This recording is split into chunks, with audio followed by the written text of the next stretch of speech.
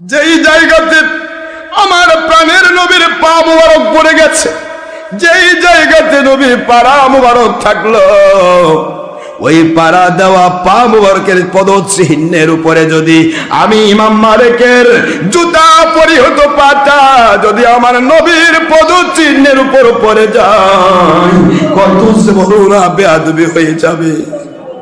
আল্লাহর ওলি কোন কিছুতে আরোহণ করা এইটা তো কোনো গুনার কারণ নয়। ওহুয়া রাকিবুন আলা হিমার, রাকিবুন আলা বুরাক, রাকিবুন আলাল এবেল। আমার নবী ঘোড়ায় আরোহণ করেছেন, গাধায় খচ্চরে আরোহণ করেছেন, বুরাকে আরোহণ করেছেন। আমার নবীজি পাক সাল্লাল্লাহু আলাইহি ওয়াসাল্লাম তিনি তো উটে আরোহণ করেছেন। আপনি কেন কোনো কিছু বাহনের উপর আরোহণ করেন না? ও আল্লাহর ওলি জানতে চায় এমনটি কেন হচ্ছে? সুন্নতের খেলাফ হওয়া তো এটা ভালো নয়। সুন্নতের মান আছে না নাই? ইমাম মালিক বলে, আয় আমার শাগরিদেরা, আয় আমার মাযহাবের অনুসারীরা, আয় আমার ভক্তরা, মুরিদেরা, দ্বিতীয়বার আর কোনো প্রশ্ন করো না। এই কথা যদি পৃথিবীর অন্য কোন দেশের জন্য হতো আমি মেনে নিতাম। পৃথিবীর সকল দেশে জুতা পরে বেড়ানো সুন্নত আদায় হবে, কোনো সমস্যা নাই। কিন্তু পুরা মক্কা মদিনায় অলিতে গলিতে কোন জায়গায় না জানি আমার নবীজির পা মুবারক পড়ে গেছে। যেই জায়গাতে আমার প্রাণের নবীর পা মুবারক পড়ে গেছে, যেই জায়গাতে নবীর পাড়া মুবারক থাকলো, ওই পাড়া দেওয়া পা মুবারকের পদচিহ্নের উপরে যদি আমি ইমাম মালিকের জুতা পরিহিত পাটা যদি আমার নবীর পদচিহ্নের উপর পড়ে যায়, কত বড় না বেয়াদবি হয়ে যাবে। মদিনার নবী রওজা পাকে বসে বলবে, রে ইমাম মালিক, আমার পায়ের উপর তুমি পাড়া দিয়েছো, সহ্য করতে পারবো না।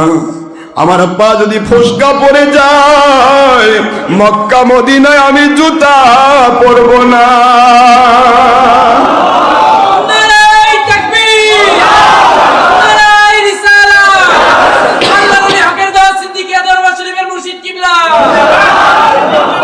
পায়ে যদি ফসকা পড়ে যায় চলে যাক, পা যদি ফেটে যায় চলে যাক।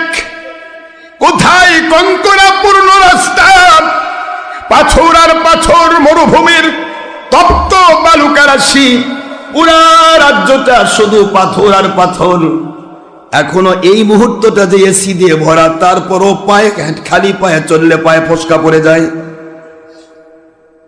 খালি পায়ে গেলে কি হয়? ফসকা পড়ে যায়। তার প্রমাণ আমি নিজে এবার আমার পায়ে ফসকা পড়েছি, আমার পায়ে ফসকা পড়েছে। খালি পায়ে চলা যায় না, সেখানে ফসকা পড়বেই, পায়ের তলা ফসকা পড়ে যায়। তাহলে সামান্য কয়েকদিন হাঁটা, এখানেই ফসকা পড়ে আমাদের। ইমাম মালিক রহমতুল্লাহ সারা জীবন তার পায়ে জুতা দেননি, তার কি অবস্থা ছিল? একটু কি চিন্তায় আসে?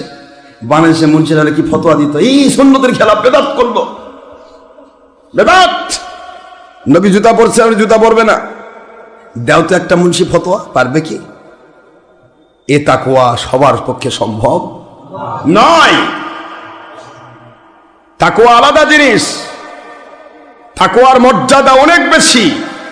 আল্লাহ বলেছেন, ইন্না আকরামাকুম ইনদাল্লাহি আতকাকুম, তোমাদের মধ্যে সে তত বেশি সম্মানিত যে যত বেশি আমি আল্লাহর প্রতি তাকওয়া রাখি, সম্মান সে তত বেশি পাবে। তাকওয়াশীলের মর্যাদা আলাদা। সূরাতুল হুজুরাতের 13 নম্বর আয়াত আল্লাহ বলে দিয়েছেন, ইন্না আকরামাকুম ইনদাল্লাহি আতকাকুম, তোমাদের মধ্যে সেই ব্যক্তিটা আমার কাছে সবচেয়ে বেশি দামি, সম্মানিত। কি রিকশাওয়ালা, কি ভ্যানওয়ালা, কি চাকরিজীবী, কি ব্যবসায়ী, কি কোন দল করে, প্রশ্ন নেই। সেই ব্যক্তি সবচেয়ে বেশি আমার কাছে মর্যাদাবান, যেই ব্যক্তিটা আল্লাহ রব্বুল আলামিনকে ভয় করে, তাকওয়া অবলম্বন করে। তাকওয়ার তো মর্যাদা আলাদা। এখানে কি ফতোয়া দিবেন আপনি? ইমাম মালিক রহমাতুল্লাহ আলাইহি বলেন, কেন আমি ঘোড়ায় চড়বো না, গাধায় চড়বো না?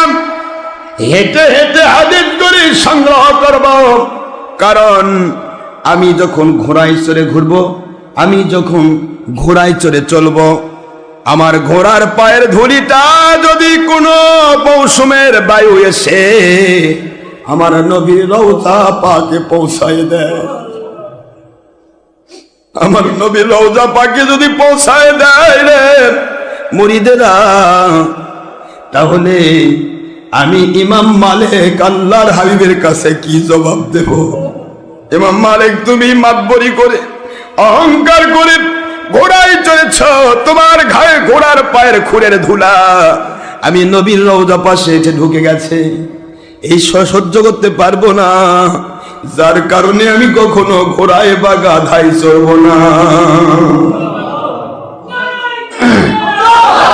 কোন পজিশনের মানুষদের সে আল্লাহর ওলি বলেন, আমি রাতের বেলা চিন্তা করলাম মদিনার মাটিরে তুমি বড় ধন্য, তুমি বড় গণ্য, আমি ইমাম মালিক যদি মানুষ না হতাম, মানুষ না হয়ে যদি আমি মদিনার মাটি হতে পারতাম, মদিনার মাটি হইলে কি মর্যাদা বাড়তো জানি না, আমার নবীজির পা মুবারকের অঙ্কন নিয়ে আমি ধন্য হয়ে যেতাম। মদিনার মাটি রে, যদি আমি মদিনার মাটি হয়ে যেতাম, আমার নবীজির রওজা পাক আমার ভিতরেই থাকতো। আমি ইমাম মালিক মানুষ না হয়ে মদিনার মাটি হইতাম। ইমাম মালিক রহমতুল্লাহ আলাইহি বলেন, আমার আল্লাহর কসম করে বলি, আল্লাহিল্লাযী নাফসি বিয়াদি, ওই মালিকের কসম, রাতের অন্ধকারে শুয়ে পড়লাম, আমার ঘরটা নূরের আলোতে আলোময় হয়ে যায়। লক্ষ্য করে দেখি আখিরি নবী, দু জাহানের বাদশা, সাইয়্যিদুল মুরসালিন মুহাম্মাদুর রাসূলুল্লাহ সাল্লাল্লাহু আলাইহি ওয়াসাল্লাম আমার দরবারে তাশরীফ নিয়েছেন। আল্লাহর বন্ধু, কি খেদমত করব আপনার? লাব্বাইকা সাদাইকা ইয়া রাসূলুল্লাহ সাল্লাল্লাহু আলাইহি ওয়াসাল্লাম বলে আমি আমার ইমাম মালিক রহমাতুল্লাহ বলেন, আমি আমার নবীজির সামনে দাঁড়ায় গেলাম। আল্লাহর বন্ধু বলে, ইমাম মালিক, আপনি মদিনার মাটি হতে চেয়েছেন আমাকে মহব্বত করার জন্য,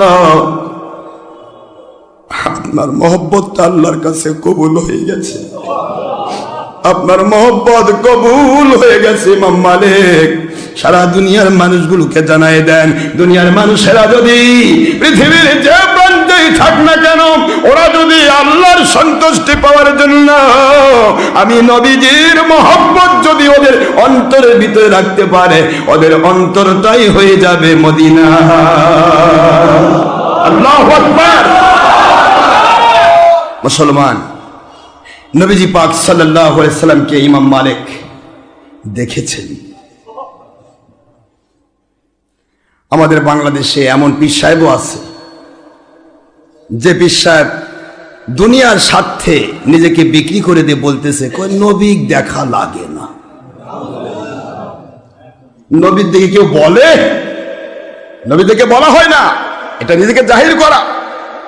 তাহলে ইমাম মালিক কি জাহির করলেন? কথা কন না কেন, কি হল? পৃথিবীতে যে নবীকে না দেখে বলবে আমি নবী পাক সাল্লাল্লাহু আলাইহি ওয়াসাল্লামকে দেখেছি, সে কাফের হবে।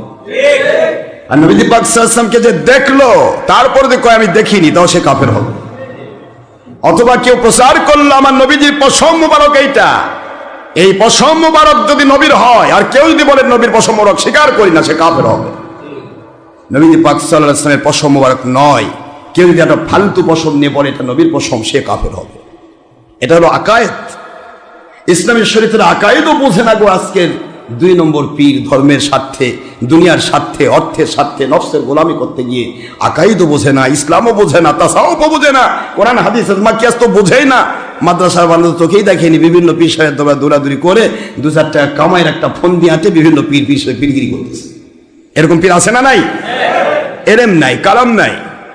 কখনো কয় আমি মুজাহিদ জামানের মুরিদ, কখনো কয় আমি ধাওয়াকুড়ার মুরিদ, কখনো কয় আমি অমুকের মুরিদ, তারপরে দেখা যায় সাজদাতে একটা নামও নাই, তার কোনো সাজদাই নেই।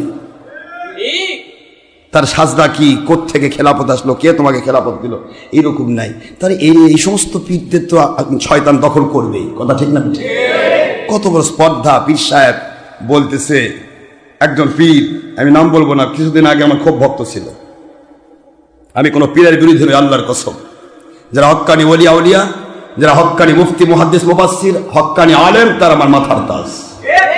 নবীজি সম্পর্কে উৎপাত করবে না, ওলিয়া উলিয়া সম্পর্কে উৎপাত করবে না, আল্লাহ এবং রসুল সম্পর্কে কোনো উৎপাত করবে না, তারা আমার মাথার তাজ। তাদের সাথে আমার কোনো নফসের গোলামি নেই, যে নফসের গোলামি করে তাদের বিরোধিতা করতে হবে। কিন্তু সত্যকে যখন কেউ অস্বীকার করে তখন আর সে মুসলমান থাকে না। বীরত্ব তো দূরে থাক, মুসলিমই থাকবে না, তার মুসলিমত্ব কেটে যাবে। তা এখন দেখা যাচ্ছে যে অনেক পীরের মুরিদেরা এখন আমাদের কাছে বায়াত হয়ে যাচ্ছে। এই কারণে কিছু পীর তার নফসের গোলামি করতে গিয়ে দেখতেছে কে একটা মুরিদ কেটে যাওয়া মানে তো আমার 100 টাকা কমে গেল, মাসিক চাঁদা 2 টাকা কমে গেল। এই যে চাঁদা কমে যাচ্ছে এই ভয়ে এখন মুরিদদের কাছে লুকে লুকে বলতেছে, কয় যে আশরাফ সিদ্দিকীর কাছে যাওয়া লাগবে, সে তো নিজে জাহির করতেছে সে নবীকে দেখছে, এ কথা কি কয়? নবীজিকে দেখে সে যদি না বলে তাহলে আমার নবী পাক সাল্লাল্লাহু আলাইহি ওয়াসাল্লামকে গোপন করা হলো না? পৃথিবীর কয়টা ইতিহাস দেখবেন আপনি? ইমাম মালিক রাহমাতুল্লাহ বলে, আমি কতবার নবীকে দেখছি, তার কোনো ইয়ত্তা নেই, বলা সম্ভব নয় কতবার দেখেছে, মুখস্থ নাই। ইমাম আবুল আব্বাস মারাসি রহমতুল্লাহ বলেন, আল্লাহর কসম, আমি প্রতিবার প্রতি মুহূর্ত যদি নবীকে না দেখতাম আমি নিজেকে মুসলিম বলতাম না। বলেন তো এটা কি? নবীজির সাথে যার যত গুড কানেকশন সে ব্যক্তি তত বেশি নবীকে দেখবে। সুবহানাল্লাহ।